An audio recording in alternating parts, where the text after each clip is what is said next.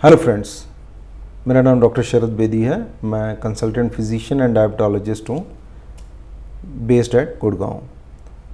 आज का टॉपिक हमारा एक इंटरेस्टिंग डिस्कशन है, बिकॉज ये सिर्फ डॉक्टर के लिए इम्पॉर्टेंट नहीं है, ये पेशेंट के व्यू पॉइंट एंड उनके रिलेटिव्स के व्यू पॉइंट से भी बहुत इंपॉर्टेंट है। एंड वो टॉपिक है hypoglycaemia, that is low sugar. Hypoglycaemia का मतलब है एक सर्टन लेवल से जब शुगर नीचे आ जाती है तो उसको हम हाइपोग्लाइसीमिया कहते हैं। Generally as a cut off देखा जाए तो लेस देन 70 को हम हाइपोग्लाइसीमिया कहते हैं, बिकॉज इवन नॉन डायबिटिक्स में भी कुछ एक हाइपोग्लाइसीमिया के सिम्टम्स आ जाते हैं इस पॉइंट पे। हर एपिसोड इम्पॉर्टेंट है बिकॉज ये पेशेंट के लिए बहुत ही ड्रेडफुल एक्सपीरियंस रहता है और ये रिस्की है पेशेंट के लिए। Let's suppose patient is driving, तो ये रिस्की है पर्सन जो ड्राइव कर रहा है उसके लिए, प्लस उसके सामने जो है, दोनों के लिए it can be life threatening. As a team effort हमारा गोल है कि शुगर कंट्रोल हो बट हाइपोग्लाइसीमिक एपिसोड्स मिनिमम हो। बट यहाँ पे बहुत बड़ा कैच ये है कि एवरी डे डिफरेंट होता है, एवरी सिचुएशन डिफरेंट होती है एंड कोई ह्यूमन बॉडी को कंप्यूटर नहीं है, इसलिए हाइपोग्लाइसीमियास तो होंगे। बट इफ़ हमें right education, right knowledge, right timing का पता चले तो ये इनको हम बेयर मिनिमम तक कर सकते हैं।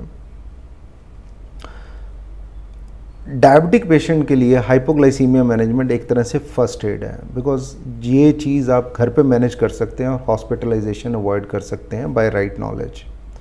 एंड अगर आप इतना कर सकते हैं तो it will be a great help to the patient. So अगर आप चाहें तो इस वीडियो के बीच में पॉज लेके you can make small notes ताकि आप उनको डेफिनेटली रिविजिट कर सकें। ठीक है। So symptoms can be shaking, palpitation होना, एंजाइटी होना, बहुत भूख लगनी, स्पेशली मीठा खाने को मन करना, स्वेटिंग होनी, धुंधला दिखना, मेंटल क्लाउडिंग, एक बेहोशी जैसी हालत दिखनी, और डेंजरस सिम्टम्स लाइक बेहोशी छाना, सीजर आ जाना या कोमा या डेथ भी होना एक्सट्रीम केसेस में। ये सब चीज़ें हाइपोग्लाइसीमिया में हो सकती हैं। दो जो डेंजरस सिम्टम्स हैं वो डेफिनेटली रेयर होते हैं और बहुत लो शुगर पे होते हैं, बट ये एक ऐसी सिचुएशन है जो कि क्लियरली मैनेजेबल है एंड अवॉइडेबल है। ये सब कुछ इसलिए होता है बिकॉज ब्रेन को एनफ अगर ग्लूकोज नहीं मिलेगी तो ब्रेन कन्फ्यूजनल स्टेट में चला जाएगा और ऐसी सिचुएशन में ब्रेन राइट डिसीजन नहीं ले पाएगा।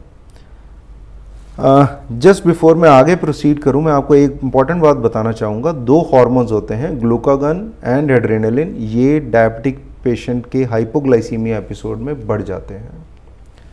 और शेकिंग होना, स्वेटिंग होना, एंजाइटी होना, ये सब एड्रेनालिन रश के कारण होता है। इसी से ही बॉडी को पता चलता है कि कहीं ना कहीं हाइपो वाला एपिसोड हो रहा है। टॉकिंग अबाउट कॉजेज, तो इसमें मैं दो तरह से कैटेगराइज करूंगा। एक तो है नॉन डायबिटिक पेशेंट जिनको हाइपो का एपिसोड हुआ है, वो एंटायरली एक डिफरेंट ही चीज़ है। मेरे हिसाब से go and meet your doctor, because उसका वर्कअप ही एंटायरली डिफरेंट है। For the sake of simplicity आज वाले वीडियो में मैं सिर्फ वो डिस्कस कर रहा हूँ जो हाइपोग्लाइसीमिया डायबिटिक पेशेंट में होता है। उसमें क्या क्या चीज़ें हैं जो प्रेसिपिटेट कर सकती हैं hypoglycaemia. Missing a meal, extra insulin लेना गलती से, जो कि एल्डरली में बहुत कॉमन है। मैनी ए टाइम्स वो गलती से एक्स्ट्रा इंसुलिन ले लेते हैं।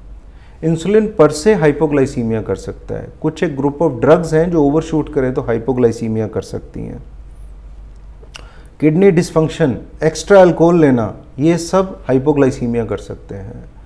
एक्सट्रीम्स ऑफ एज, बच्चों का और बड़ों में हाइपोग्लाइसीमिया बहुत कॉमन है बिकॉज वो जजमेंट भी नहीं कर पाते हैं और कम्युनिकेट भी नहीं कर पाते हैं। ये सब रिस्क फैक्टर्स हैं एंड इसके अलावा फ्लक्चुएशंस तो रहेंगी बिकॉज ये एक डायनेमिक पैरामीटर है। सो इसकी एक क्लासिफिकेशन होती है। तो just to understand, less than 70 hypoglycaemia है, बट इसके 3 लेवल्स होते हैं, लेवल 1, लेवल 2, लेवल 3। लेवल 1 है कि शुगर लेस देन 70 है बट मोर देन 54 है। लेवल 2 है कि शुगर लेस देन 54 है बट मोर देन 40 है। इस स्टेज पे मेंटल सिम्टम्स आने शुरू हो जाते हैं। स्टेज 3 जो सीवियर हाइपोग्लाइसीमिया का स्टेटस है, लेस देन 40, उसमें बंदे को ऑल्टर्ड मेंटल स्टेटस हो जाता है और उसको जनरली किसी और पर्सन से असिस्टेंस रिक्वायर्ड होती है, वो अपने आप नहीं मैनेज कर सकता। ठीक है।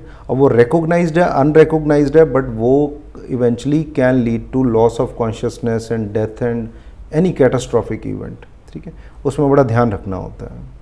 तो इसकी मैनेजमेंट हम क्या करें? मैनेजमेंट बहुत सिंपल है कि जब भी आपको लो शुगर के सिम्टम्स लगें तो चेक द शुगर्स, वेदर वो ट्रूली हाइपोग्लाइसीमिया है या वो सिर्फ एक फीलिंग है। लेट्स सपोज वो हाइपोग्लाइसीमिया है, तो 15 to 20 grams of glucose diabetic patient को दे दें। अब वो ग्लूकोज हो सकता है, शुगर वाटर हो सकता है, शुगर बिस्किट हो सकता है, ग्लूकोज बिस्किट हो सकता है, कोल्ड ड्रिंक हो सकता है, anything which is readily available. Don't lose time in searching for glucose. अगर शुगर बिस्किट है, ग्लूकोज बिस्किट है तो वो दे दें, और अगर शुगर वाटर है, कोल्ड ड्रिंक है, वो सब कैन भी उसी से मैनेज किया जा सकता है। सेकेंड स्टेप है कि 15 मिनट बाद आप रिपीट करें शुगर, फिर से शुगर चेक करें, और अगर स्टिल लेस देन 70 है तो फिर से ये पूरी प्रोसेस रिपीट करें, और अगर मोर देन 70 है तो उसको कुछ खाने को दे दें, चाहे हल्का सा स्नैक या लंच दे दें, ताकि कोई फर्दर एपिसोड ऑफ हाइपोग्लाइसीमिया ना हो। अगर पेशेंट ऑब्टेंडेड है, ऑल्टर्ड मेंटल स्टेटस में है, नहीं खा पी पा रहा है, तो फोर्सफुली मत खिलाएं, अदरवाइज वो विंड पाइप में जाएगा और पेशेंट कोलैप्स कर सकता है। That is very important. मैं फिर से बोलूँगा, अगर पेशेंट अगर नहीं खा पा रहा है तो ज़बरदस्ती उसका मुंह खोल के उसको खाने या पिलाने की कोशिश मत करें। रेयर इंस्टेंसेस में ये विंड पाइप के अंदर जा सकता है और पेशेंट वहीं के वहीं कोलैप्स कर सकता है, which is actually very dangerous. एक मैंने आपको ग्लूकागोन का जिक्र किया था। ग्लूकागोन का इंपॉर्टेंस ये है कि ग्लूकागोन इटसेल्फ एक मैनेजमेंट का पार्ट है। Glucagon as nasal spray and subcutaneous injection मिलता है, जो कि बाजू पे, पेट पे या आप थाई पे लगा सकते हैं, एंड ये इंस्टेंटली शुगर को बढ़ाता है। इसकी इंपॉर्टेंस ज़्यादा लेवल 2 लेवल 3 में है। प्लस जो टाइप 1 डायबिटीज़ है या जो insulin dependent late type 2 diabetes वाले पेशेंट्स हैं, या जिनमें रिकरेंट हाइपोग्लाइसीमिया होता है, बारी बारी हाइपोग्लाइसीमिया होता है, स्वीयर हाइपोग्लाइसीमिया होता है, उनमें इसका ज़्यादा रोल है। और जनरली जिन पेशेंट्स को ग्लूकागोन की रिक्वायरमेंट होती है वो शायद इस स्टेज में नहीं होते हैं कि वो खुद यूज़ कर पाते हैं, तो उनकी जो मेडिकल हेल्प है या पर्सनल हेल्प है या स्कूल वर्कर हैं या हेल्थ केयर प्रोफेशनल हैं जो उनकी एट हेल्प है, वो ज़्यादा हेल्पफुल होते हैं रादर दैन दी पेशेंट पर से। सो ये तो हो गया management of hypoglycaemia, but there are few recommendations also for a diabetic patient, ताकि उनके हाइपोग्लाइसीमिया के एपिसोड्स ही कम से कम हों। फर्स्ट एंड फॉरमोस्ट इज़ कि जब भी वो घर से बाहर ट्रैवल करें, carry some form of sugar. अगर उन्हें हाइपो लग रहा है तो ले लें, चाहे वो चेक कर पाएँ या ना कर पाएँ। सेकेंड पॉइंट है कि आईडी कार्ड कैरी करें जिसमें उनका डायबिटीज स्टेटस मेंशन्ड हो। जो बंदा उनकी हेल्प कर रहा है वो उन्हें पहले से नहीं जानता, तो अगर उसे स्टेटस क्लियर होगा तो ही वो आपको हाइपोग्लाइसीमिक एपिसोड में हेल्प कर पाएगा, अदरवाइज वो खुद क्लूलेस रहेगा। Always take it seriously. एक episode, multiple episode, recurrent episode, ये सब अगर बारी बारी हो रहे हैं तो ये एक वार्निंग साइन है। Go and meet your treating doctor, और वो आपको हेल्प कर पाएंगे in readjusting the treatment and revising sugar targets, right. ये बहुत इंपॉर्टेंट है। Patients and near and dear ones को हर चीज़ की अवेयरनेस होनी चाहिए ताकि वो राइट टाइम पे हेल्प कर पाएँ। सो जस्ट टू समराइज, अगर आपने 2-3 बहुत इंपॉर्टेंट बातें अगर इसमें सीखनी है तो वन इज़ ये एक मैनेजेबल कंडीशन है, right. 2, there are few risk factors, जैसे एक्स्ट्रा इंसुलिन लेना गलती से, या इंसुलिन पेशेंट पर से, type 1 diabetes, insulin dependent type 2 diabetes, या मिसिंग ए मील और डिलेइंग ए मील, ये सब रिस्क फैक्टर्स हैं हाइपोग्लाइसीमिया के। इसके बाद हमने डिस्कस किया कि कुछ एक लेवल्स ऑफ क्लासिफिकेशन है, जैसे लेवल 3 पे आएगा लेस देन 40, वो ज़्यादा कैटास्ट्रॉफिक है पेशेंट के लिए, उसका हमने और ज़्यादा ध्यान रखना है। थर्ड थिंग मैनेजमेंट में ये है कि readily available sugar is the management, but अगर पेशेंट नहीं खा पी पा रहा है तो फोर्स मत करें, ठीक है। Go take to the hospital और गिव ग्लूकागोन अगर घर पे अवेलेबल है तो, ठीक है। अनदर थिंग इज़, अगर आपको ये सब करेक्टिव मेजर लेने आते हैं, you can easily save a life, you can save a hospitalisation. So that is the whole point of discussion today, कि idea is to save a life, save an episode of hospitalization by right corrective measures with the right education. अगर आपको still कोई questions हैं या कोई comments हैं तो I will be very happy to answer them. You can put it in the comment box below. Thank you.